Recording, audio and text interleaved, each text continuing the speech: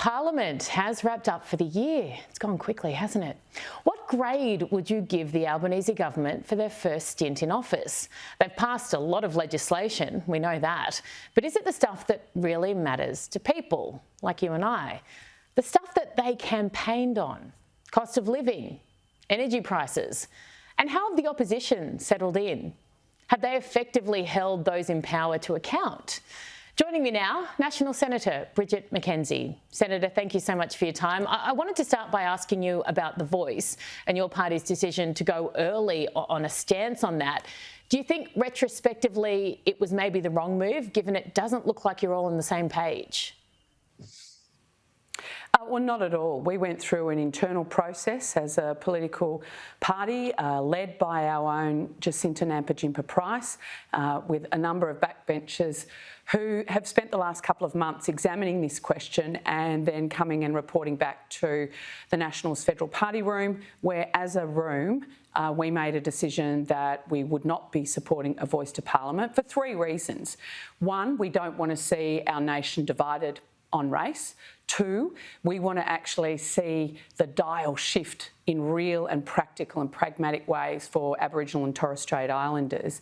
And three, the fact is the Labor Party will not be delivering the level of detail that we believe is required when you're looking at changing our nation's founding document. And that was again reinforced today on the ABC by the Minister herself, Linda Burney. I think the Labor Party's trying to do what they did at the election. Minimum details, small target on the referendum.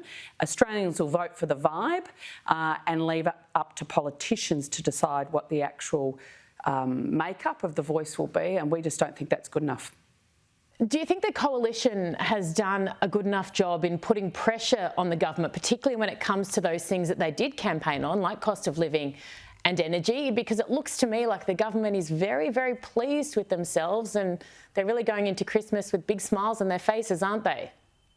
Well, I think it shows the difference and the hubris, the difference between the Labor Party here federally and what mums and dads and small businesses are feeling on the ground right around the country.